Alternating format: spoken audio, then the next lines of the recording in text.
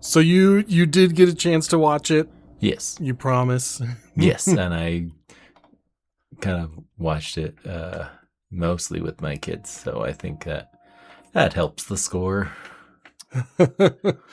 I watched it opening weekend, so there's a few things that I still remember, but if someone was to try to quiz me on the plot, I would not be able to tell them what happened. Well, it's pretty fresh, and it was good. You know, I think they pulled back on a couple of things that didn't really go well in Toy Story 4. So maybe it's better because of that. Maybe. I mean, it felt like a complete and real movie to me, so I'm good with that. Like, didn't feel like anyone was trying to just cash in on the brand name, as it were. Did they do that in the last one? Oh, man.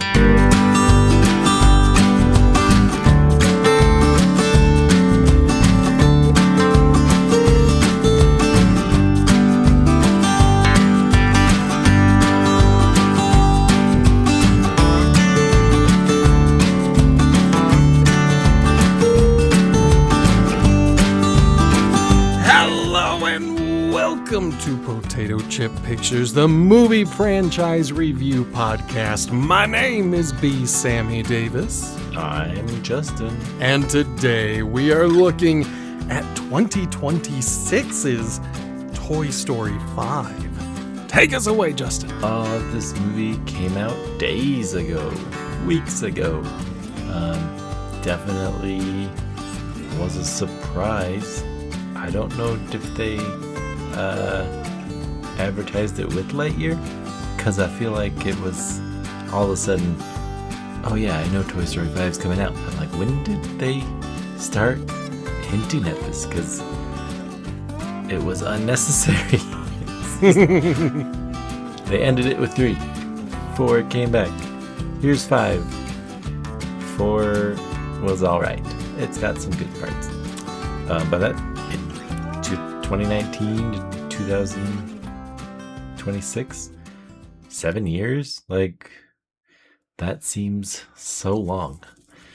Anyway, directed by Andrew Stanton, who was part of the screenplay from 4. He also did screenplay for this one along with Kenna Harris. Story by Andrew Stanton and Kenna Harris. Producer Lindsay Collins. Composer Randy Newman. I think that might have helped it be coherent to a degree. There's a couple things here and there that exist for the plot's sake, but overall everything kind of meshes together.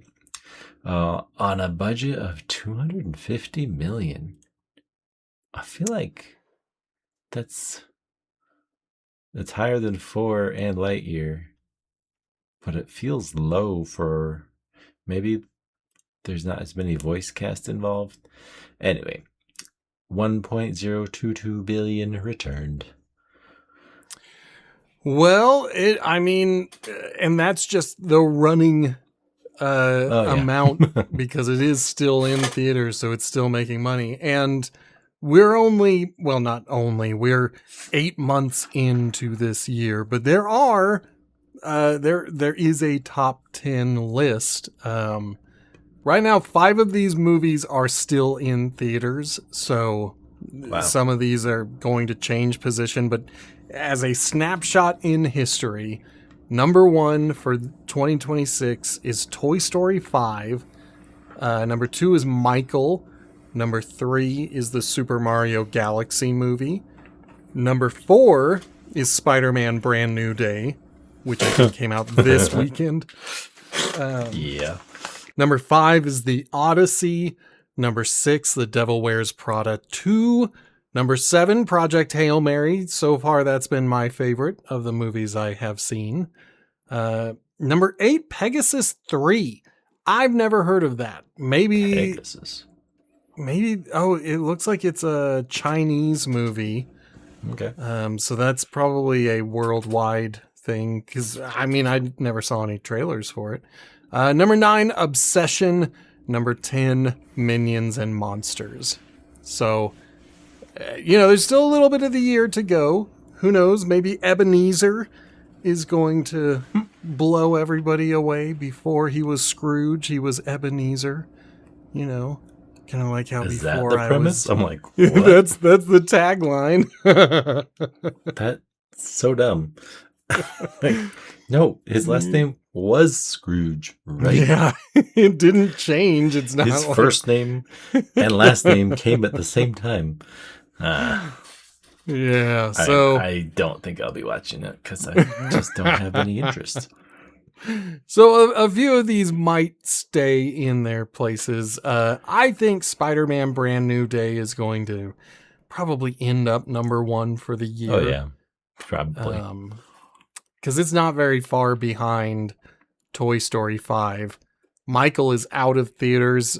Same with Super Mario Galaxy movie.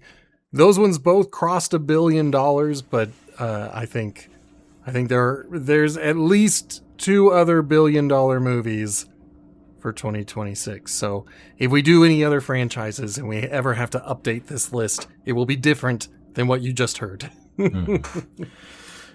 Very meticulous about our data. It's got to be right. We'll do it live. Yeah, I don't like when people correct me months later. Of course, the number's going to change. Yeah, so you are the one who watched it most recently. Why don't you start this thing off? Tell me your thoughts, your feelings. You can jump right in. Sure. So I do think the first 10 minutes just felt a little funny, like trying to get into the Toy Story film focused around Jessie. Like, she was secondary in 2 when she shows up. Like, she's vital to the plot, but Woody is kidnapped, trying to get Woody get back. Mm-hmm. Toy Story 3, she's there. She's like, and they use deputy a lot in this one, and I think it's a fine hierarchy of toyness. Like, why wouldn't it be this sort of way, so long as everybody is happy with it? But she's never really been in charge before this. Yeah, by the end of it, I think it's good. First beginning bit is a little bit weird. Like, I don't know how to describe it. Correct me if I'm wrong. This is the one that starts with all of the Buzz Lightyears. On an abandoned island. I thought we were watching like an old school short. I thought this was some unrelated story. So when it cut away without a resolution, I was like, oh, okay, they're going to be kind of a bigger part of this movie. Oh, yeah. But then I kind of skipped over them because they're the thing that I was talking about when I said they're there for the plot's sake, and it's like, okay, what were you going to say? Well, I've got mixed feelings about them. I really do like that when it started, I thought that I was watching an animated short. I thought, the style was different enough that it felt like this could be kind of on its own. And so I was fine with that, and I'm going to be fine with most of the returns of this army of Buzzes.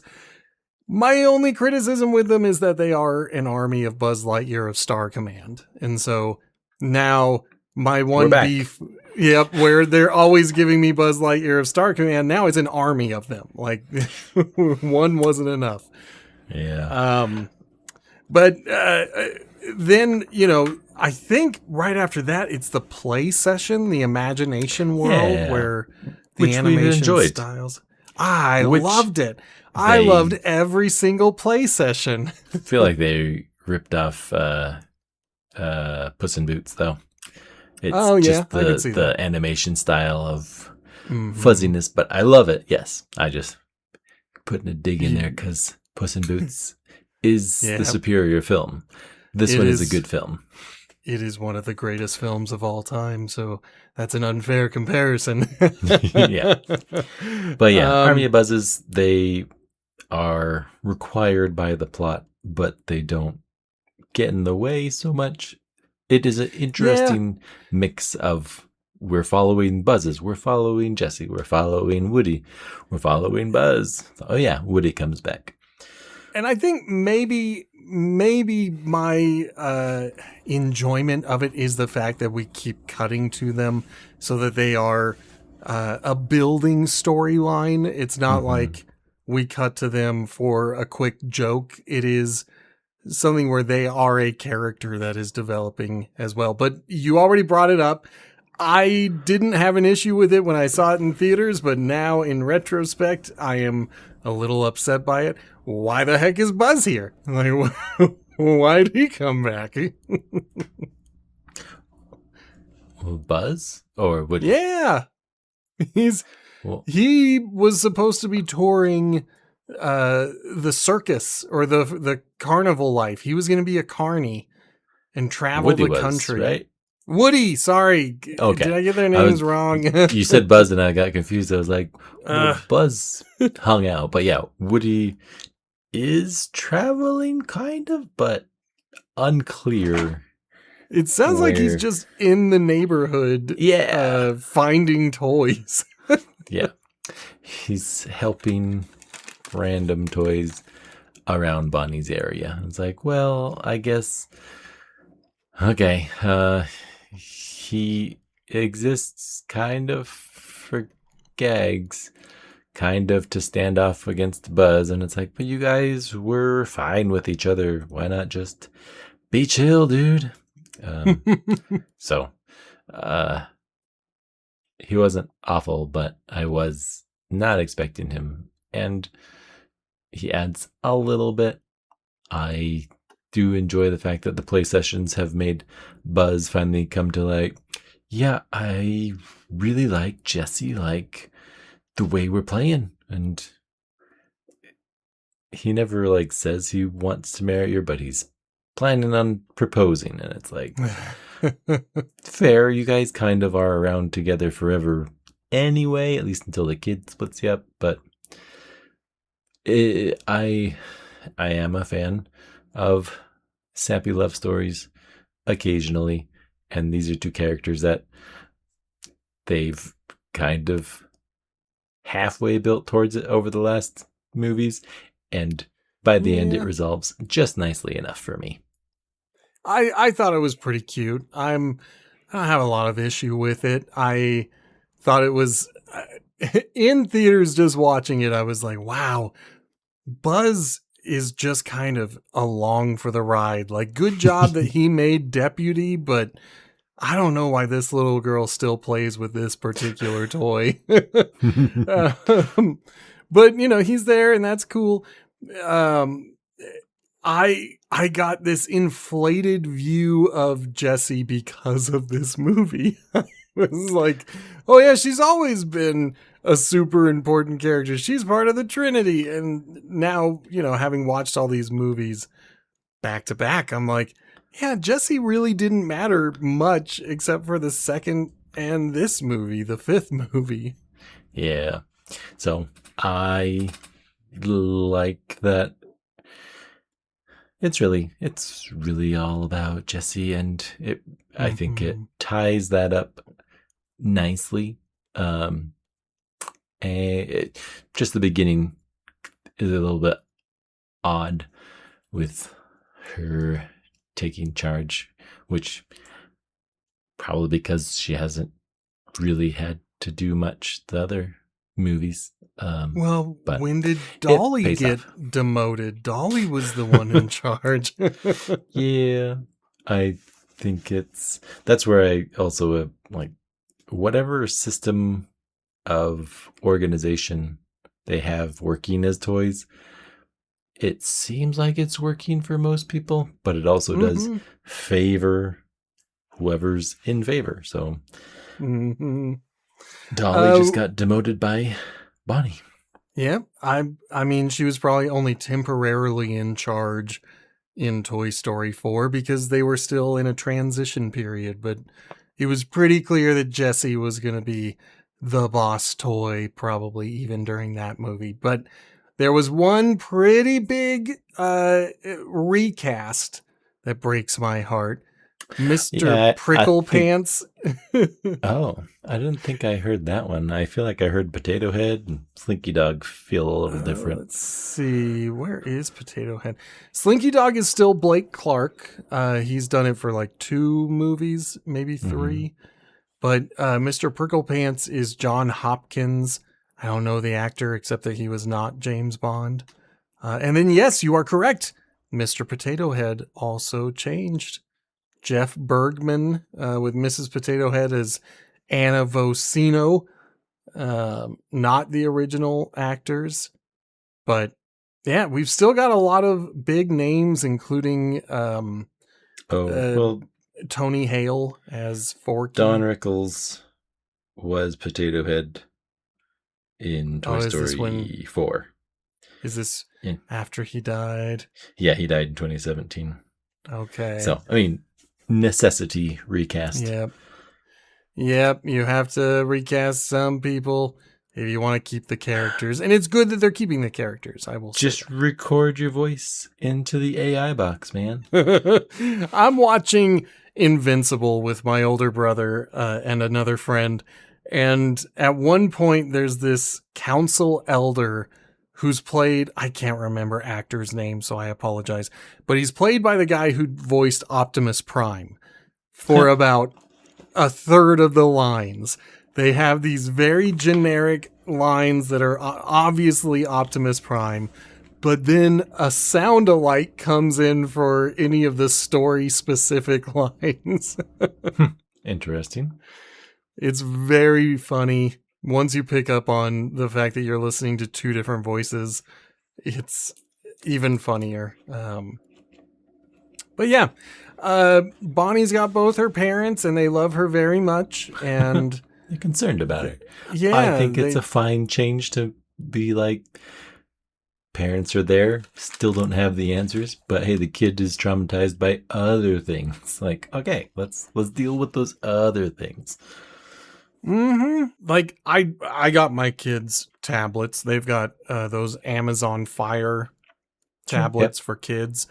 And they're not great, but they do what they need them to do. And I just kept thinking, like, I did feel a little weird even getting them these tablets that are not able to do a lot of stuff, but I'm just like, these are kids and they're, playing on this touch screen and just kind of existing in this world.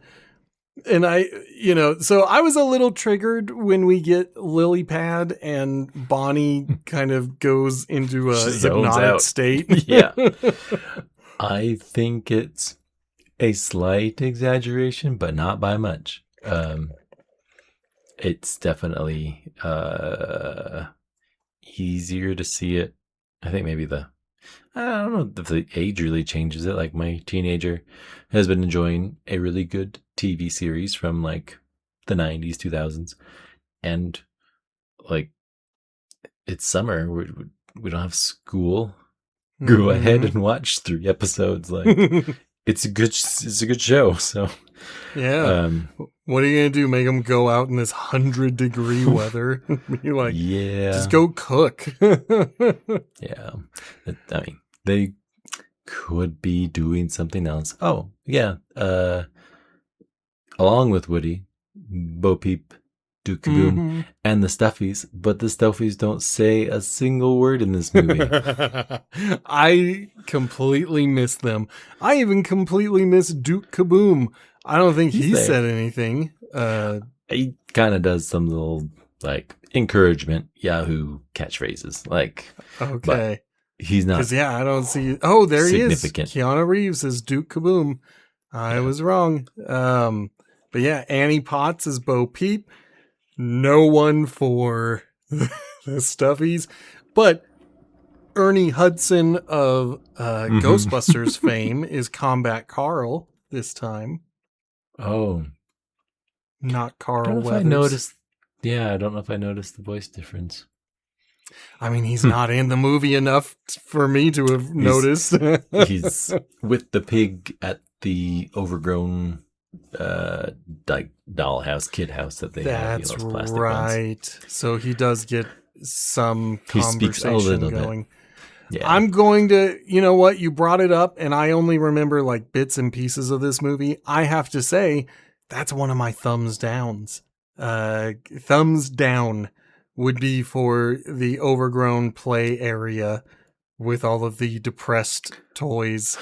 Waiting for someone to come. I don't know if they were waiting. I feel like they were waiting for the girl that was there, but she's much older and it's overgrown and like Hidden. they kind of stuck there, which yeah, like follows the logic of the show. You have to stay where you're It put. just seems like they should be much more vindictive. They might, maybe they should have been the villain. Like they're trapped in this purgatory forever until Yeah. a developer comes in with a bulldozer and just rips it all up together.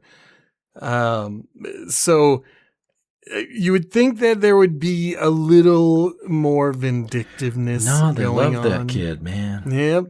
And they give, that's where we find the toilet paper Conan robot. O'Brien. Yep. Oh, Conan. Mr. Smarty Pants is his, or Smarty Pants is just his name. And then we find, yeah, like they're, all the digital toys were a little bit silly to me because they did kind of remind me of the late 90s to the early aughts when things were starting to plug into computers and like every device was its own thing. Yeah. Those giant zip drives. I never used them, but they're like the next iteration of floppy drives, essentially. That's what they seem like. Yeah, and I don't think a lot of people use them, but there they were. It was so we've got this scene that I hate, the overgrown toy house, which transitions into something I kind of loved, which were the three robots together. Oh yeah. That's a little ways ahead because yeah, I'm sorry. We get there, but the robots are way fun. ahead. Bonnie's iPad wants to make her friends, which is what the toys want to do. They want the same thing. The tech is like, it's just tech Lily is best. She's got an instantaneous way to connect Bonnie with kids her age, kids who go to her school. Like her heart's in the right place, but they make her appear as the villain at this point where, you know, she's not thinking things through. She just finds other kids and job well done. Hooray for me. Yep. Everything's going to work out because you check the box. Instant friends. Like, I do think that they hit a very easy point toward like meeting people in a neighborhood and friending them on Facebook versus you've been their friend for a while and you both end up with social media accounts and then you link up. Because I think internet first is, or even like, what's the word? When you know someone? I want to say accomplices, but that's not it. Like acquaintances. Oh, yeah. You're aware of somebody that's alive and they make a good first impression and you kind of don't interact with them for years at a time because they live a couple streets away. Like you're friendly, but you're not friends. Then I'm gonna go way back and say, what the heck is the deal with Bonnie's neighbors?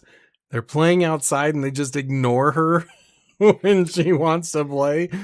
What jerks? Yeah.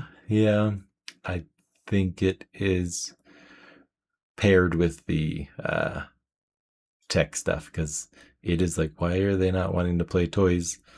This kid that is admittedly just a little awkwardly trying to play pretend across the street. Mm-hmm.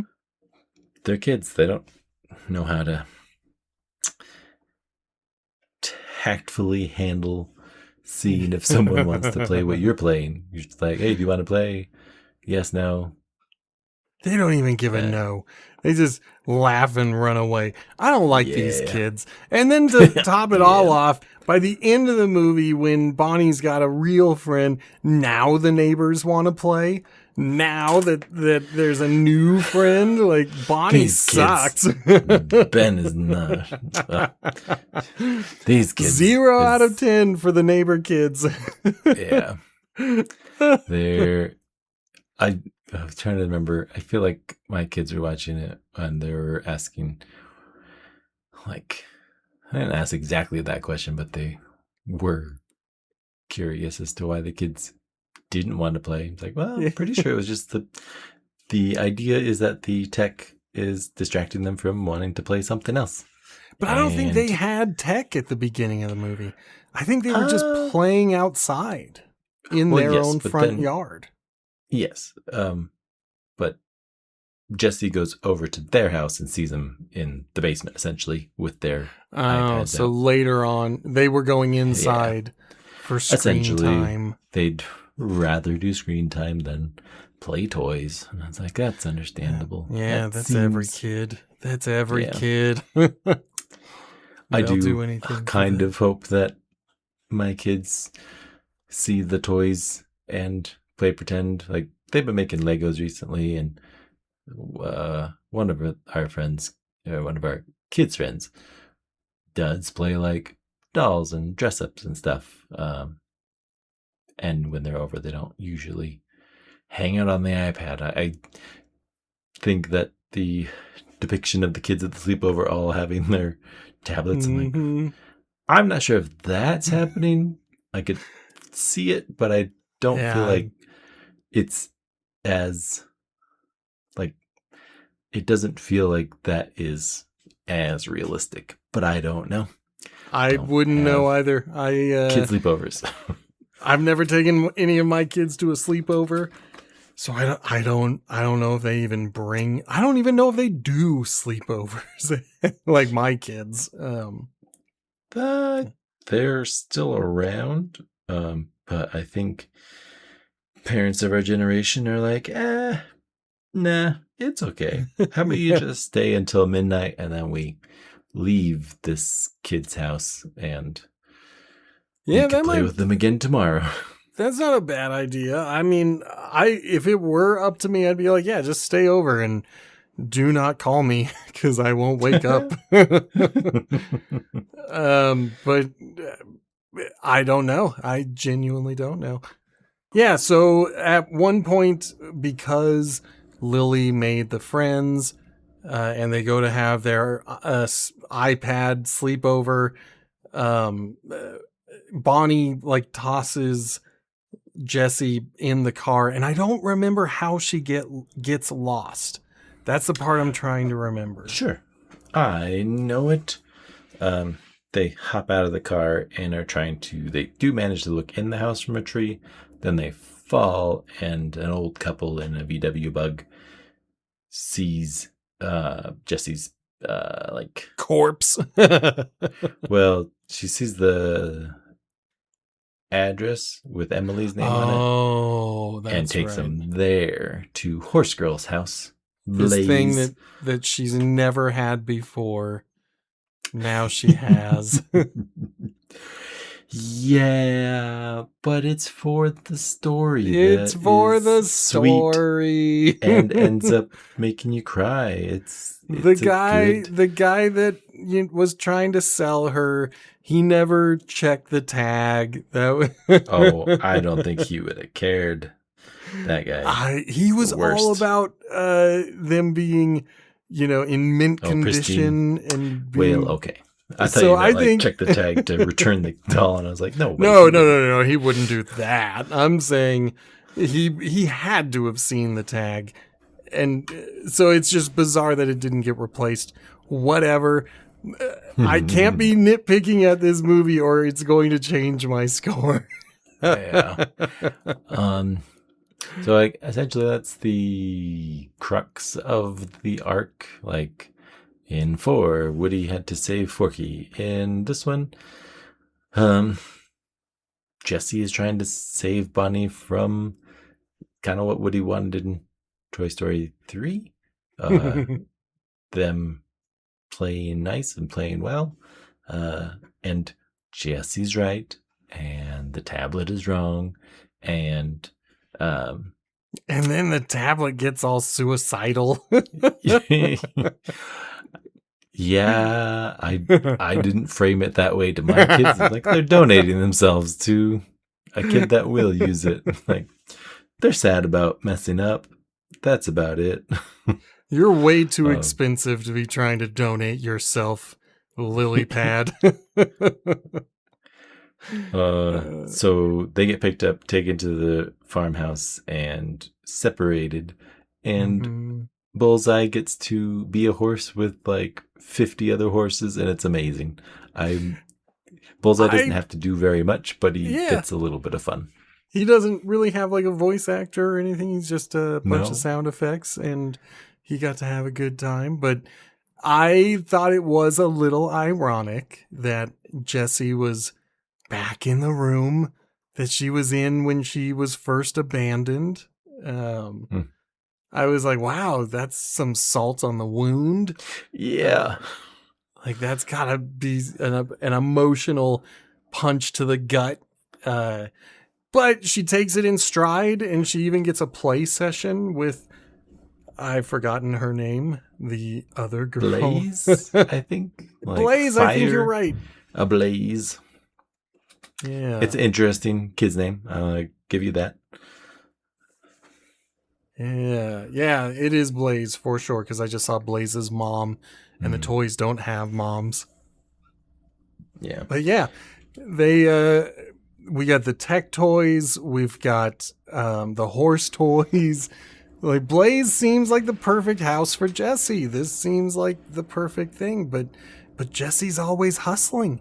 She is always looking out for her little girl. Like, gotta give it up for Jessie. Because she's the one who sends all of the messages, right? Like, she's the one who... yeah, I mean, she's mostly writing them through Smarty Pants. Because it doesn't send anything through Lilypad. Lilypad is kind of like gaslighting everybody. I do think that during this, my brain was like, how many times do you feel like in this universe the people are like, do I need to go to a doctor? I swear I put this down over here. And now it's over here. Am I going insane? Yeah. Like, and my kids keep saying that the toys talk to them, and then the toys move. Like, surely maybe I need a carbon monoxide detector. Yeah.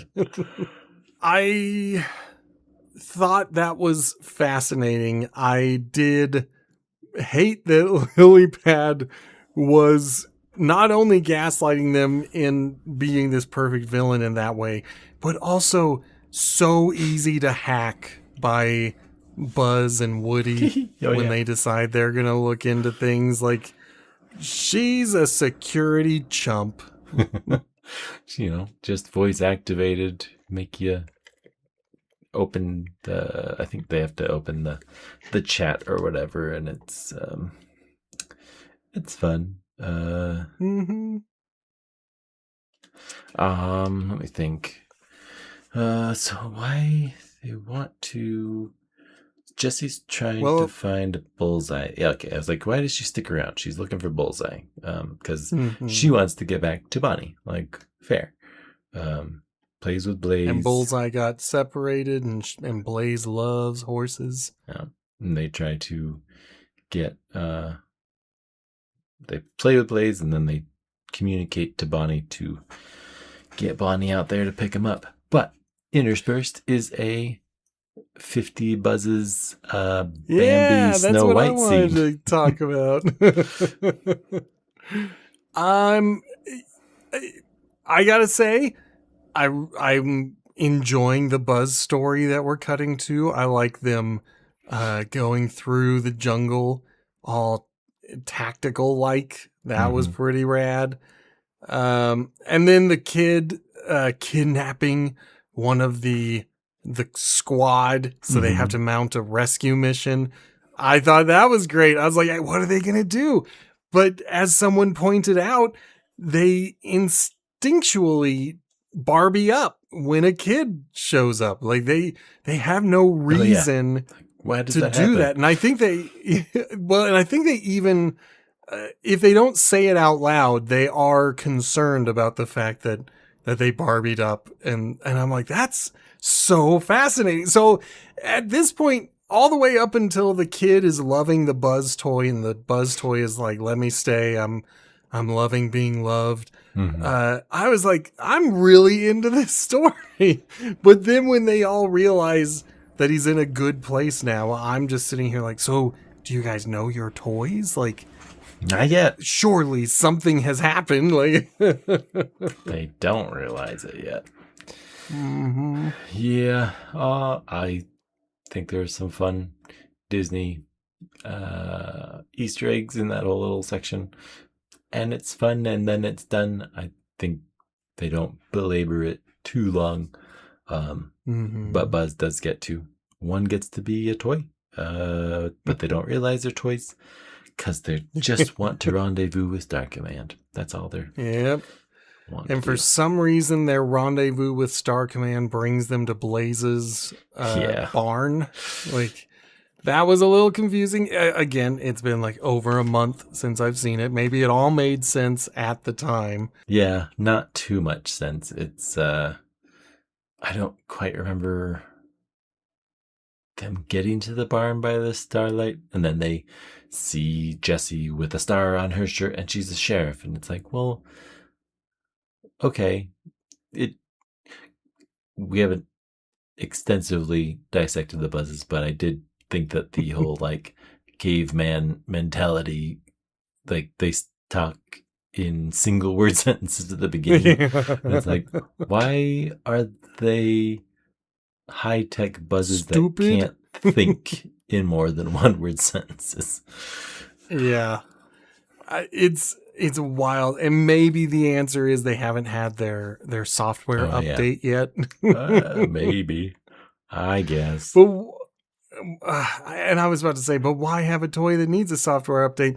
I literally bought my kids a toy that needed a software update. So like it's not outside the realm of possibility for a toy to have to be plugged in and connected to the internet so it can start collecting data on you and your family. But yeah, they're also sadistic because they capture Woody and threaten to feed him to the pig. So they're not good Buzzes anyway. It's interesting, Star Command. It's very different than the one in Lightyear, you know? I don't know. Yeah. If you want to take me there, go for it. But I do want to point out that another strong scene for me, one that I really enjoyed and moved me emotionally, was when they get to the tree in the middle of the field. I don't know all of the ins and outs that get them there, but I do remember opening the lunchbox and getting a bit emotional. Oh, yeah. The lunchbox is basically the climax of the film. But the toys send pictures to Bonnie. Then I'm trying to think if Bonnie shows up yet. At some point she does. Yeah. And but she rejects wants to be Jessie. Cool. Yeah, it's weird. Because I think Buzz or Jessie, somebody sends out the picture saying, hey, I found your toys, but they send it to everybody in the pond, which is like the social media. Yeah, so all the other kids are calling her a baby. Yeah. My oldest kid was like, she got emotional over the group chat of people being mean, and I'm like, it's not any easier when you're a teenager to handle these group chats. You should have been like, do I need to read your group chats? I think. And frankly, I hope our group chat is a little friendlier. I know these days there's really only like 4 of us who ever talk on there, but I hope we aren't making anyone want to run away and cry and abandon their identity. Yeah. And if they are, they're big wimps. They're big babies. Babies. I think from there, I'm trying to remember. Okay, because she eventually does play, but then they send out the picture. Bonnie's coming to get her. Bonnie says, "No, I don't want to." And then they go get ice cream so that Bonnie can tell her mom all about the mean kids. And that's when Lily Jessie, Pad gets suicidal. and Jessie leaves out the window to go to the tire swing. So in all of that, we cover the buzz and, like the kidnap buzz. That's fine with it. But yeah, Jessie going out there and all the horses and all the buzzes and everybody coming. They don't get there quite until she gets to reminisce about the tire swing and I guess here's the most spoilery things for this emotional scene. I think she finds a picture that shows that her original kid named her first daughter after the toy Jessie. Yes. It's an an interesting thing, but also like it does hit during the movie pretty well. It does. It got me emotional, but Jessie's as I think about it, did I do it? Was I important enough? And it's like, yes. Yeah. You got a child, a real living, breathing child named after you. And I'm just like, oh, my son Donatello, you need to understand when I was a kid, there was one toy that meant so much to me. Yeah. That's where I'm like, I don't imagine it actually happening a lot, but I do think it's a sweet, what do you call it? Resolution to Jessie's existential crisis. And it works. Yeah. It works in the context of the film. I was emotional. I was sitting here like, oh no, but like, let's be honest here. It is dumb too. A lot of dumb things make people cry too. So, yeah, it's fair. Oh man. I'm still giving it a thumbs up. It's not like the moment is ruined by how dumb the idea is. It's just that as I think about it more and more, I think about the toys that I liked. And when I was a kid, I didn't know all the G.I. Joe's names. So they were all called G.I. Joe. And they meant a lot to me if I had named my son G.I. Joe. Yeah. Yeah, I did kind of hesitate on the lunchbox to be like, hold on, what is this? It says Jessie was here. She named her kid Jessica. This hair tie thing is like her daughter's. And I was like, are there like ashes in this? What is this a burial plot? I definitely went off the left field because I was a little confused. And it's like, that doesn't really matter. It's some people, I guess, would make like time capsules of kid stuff. And like, okay. And this time capsule is found by toys. Yeah. Just, what you call it? A sweet resolution, nothing crazy. Yeah, true. But if the family ever comes back looking for that lunchbox to look at their old memories, everything in it has now been ruined. It's all exposed to the open air, being rained on. Like, the toys don't understand putting it back. Yeah. Yeah. That's where it's interesting. I do chuckle after watching like the beginning. She's swinging at the tire swing at the tree, and the donation box she gets put in is in a truck by a road that can see the tree. Mm-hmm. And I'm like, how did it happen that like she got donated after having time with Emily, and that donation truck was right near this tree that's so special to them? Like, yeah, Yeah. for a second I thought Jessie had been lost originally, but she was donated. I forgot. Well, I was going to say, I think in Toy Story 2, they talk about her being donated at the side of the road. So it's still consistent. It's not as bad a retcon as the last movie we watched. I'm more concerned with what the heck is Woody doing here? Like, that carny scum shouldn't have been let back in the neighborhood, and here he is rescuing toys and parachuters. Always around. You always For hope real. that your forever lifetime toys are just nice people toys, good people toys, not Lotsos, because they'll be stuck around you forever if they are. They're just going to keep hanging out in your general vicinity. But why didn't he go to Andy? Like, I can't think about these things. They don't matter. They don't matter in the context. They don't matter at all. Yeah. I'm going to say another thumbs up to the action adventure car chase.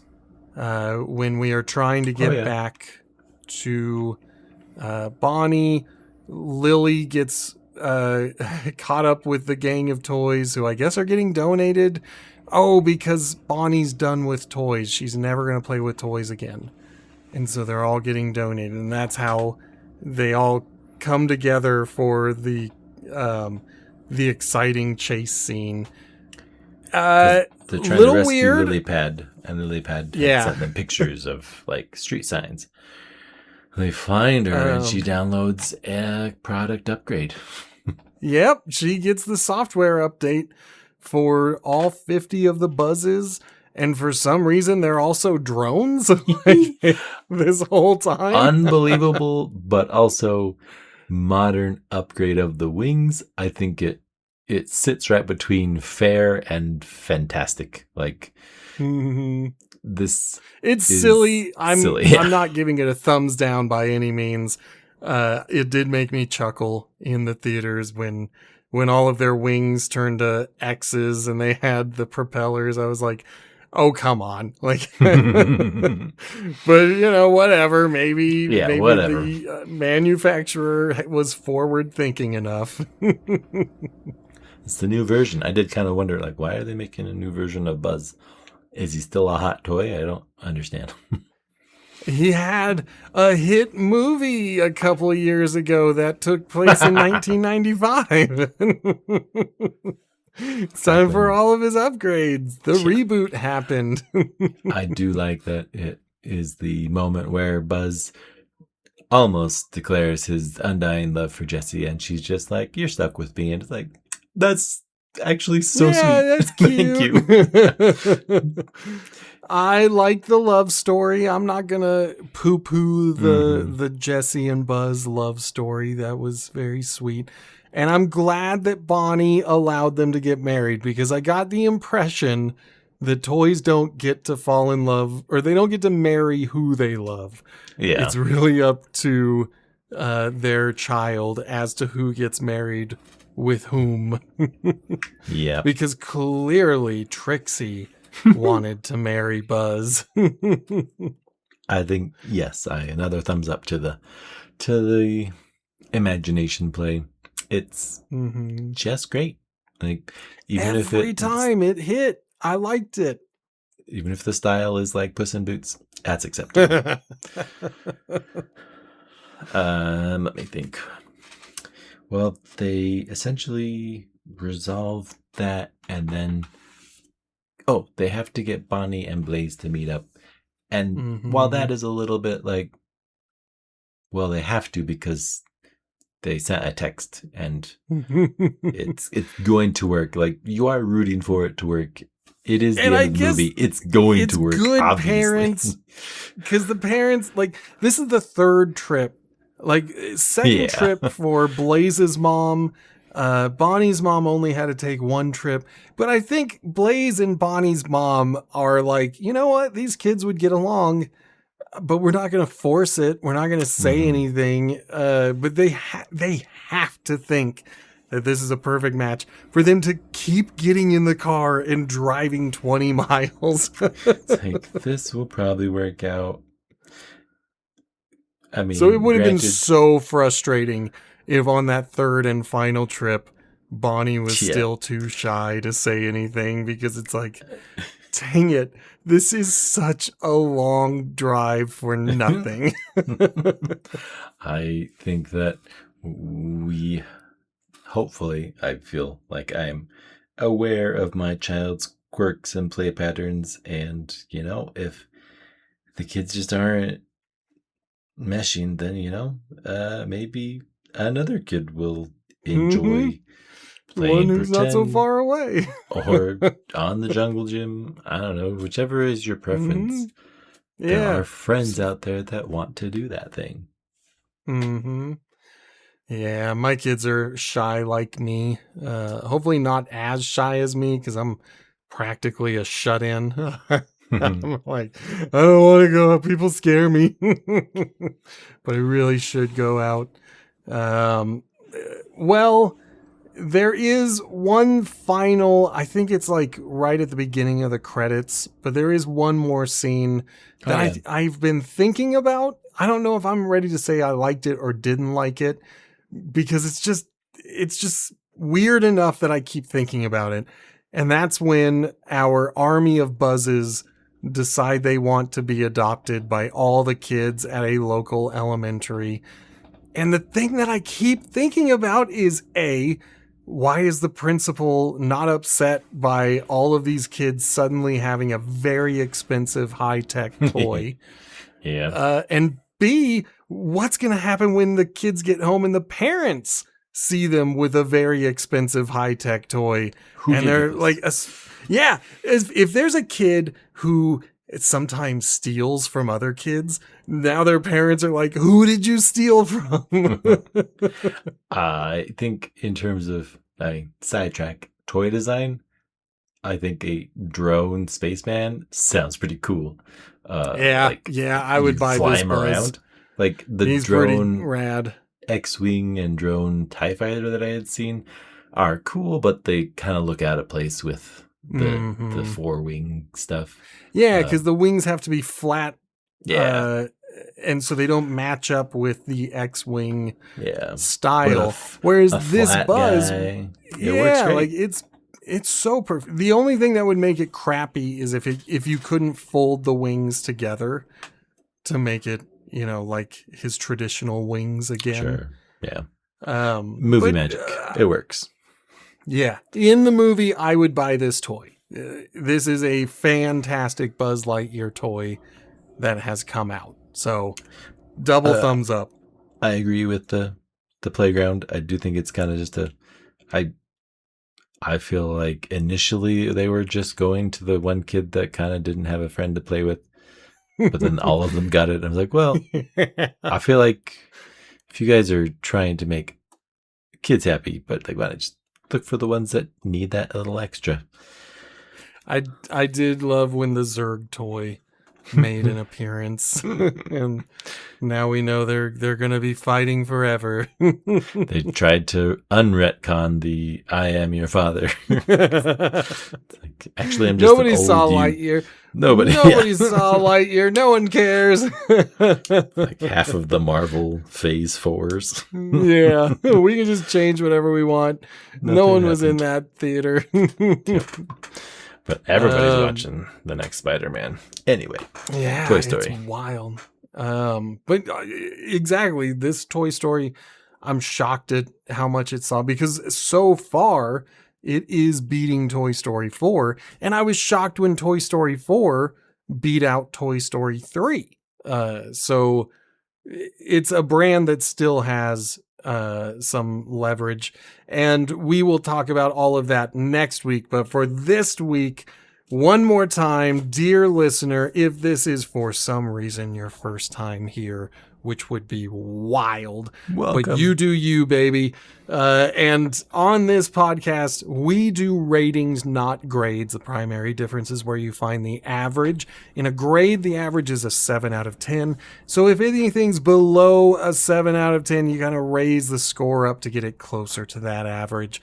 But we say nay. Movies don't have feelings. Who cares about them getting something lower than a 5? The 5 is the middle. The 5 is the average. So if we give a movie a 5, we're not saying it's a bad movie. We're saying it's average. With that all said, Justin, what do you give Toy Story 5 on a scale of 1 to 10? I think it does have very affecting scenes, very emotional scenes, and I enjoy the love story, that the amount of love story that there is for a kids movie. I think it's fun to have Jesse and Buzz be a thing. Like Woody and Bo Peep are a thing. Like they're still hanging out, still having fun. I think Bonnie was very sympathetic. I think it's a very relatable concern for parents of having friends. If your kid wants friends, like, dang it, how do we get you friends? Maybe your kid likes playing with toys or playing with bugs, and not every other kid likes playing with toys or bugs. There's some kids that do, so just gotta find them. I think it all works together pretty well. I can sit with an 8 to kind of bring it to Toy Story 2 because I enjoyed it more than 4. 4 was fun. 4 was a 6. I want it higher than that. I'm just debating whether it is. Do I need to differentiate 2 to 5 and see which one is better? I'm not sure. Oh, split the difference. 7.5. We're doing it. Okay. Did it live. Well, yep, gotta do it. I think I might have been harder remembering this movie than when I saw it. I kind of committed to myself that it would be very hard for me to change the score from when I saw it because that was my gut feeling. That was what I felt when I watched the movie. And at that point, I had only watched Toy Story 1. And so when I left the theater, there was significantly more about it that I liked than I did not. I have been remembering things that are a little silly and don't make a lot of sense. Toy Story 4 really did mess with me because there were just so many things that seemed like they were final conclusive elements, and they don't matter at all in this particular movie. But I didn't know that when I saw the movie, and when I left the theater after watching it, I gave it an 8. And so I think I'm going to honor that score just for the fact that I haven't had a chance to watch it a second time. Yeah. And I might be remembering things harshly because the last 2 movies that we watched were not so good. I didn't give either of them above a 4. Average. Yeah, so I'm like, maybe I'm being too hard on the movie now because of the last 2. Because when I left the theater, 8 felt like a very fair score. I was surprised at how good this story was. We had another non-villain with Lily Pad. I really hated the non-villain from Toy Story 4, but for some reason, it works here. And I think it's because she tries to donate herself. If she hadn't shown that level of remorse and change, and hadn't attempted to make things better, I don't think I would have liked her as much. Sometimes I think about the Lego Movie 2 with Princess whatever Watanabe, I think was her name. Yeah. And I wanted to like her. She also had some development and change. and it didn't really work for me. And then somehow Lily Pad just hits that perfect balance. And so I gotta give her a thumbs up. She's a good addition to the cast and all of the toys. I've got a soft spot for redemption stories.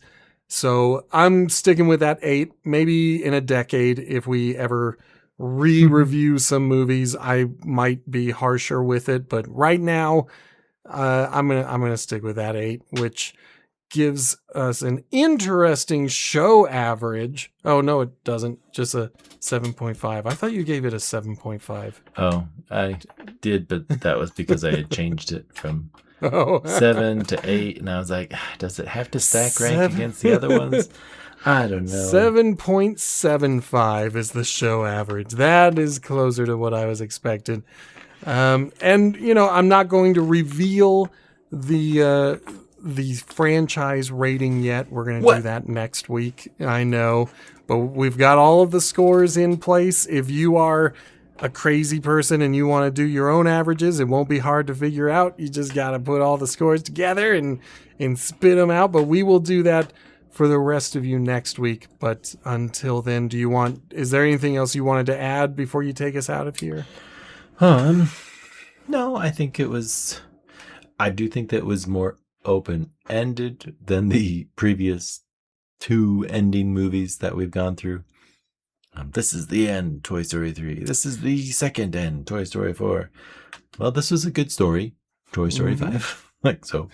If there's a 6, it may happen. I was about to say, that might be the reason why I feel like, or at least felt like, this was the Bonnie trilogy, because this movie was so open-ended enough that I'm fully expecting a Toy Story 6 where we get to watch Bonnie retire from toys, and where will the toys go after her?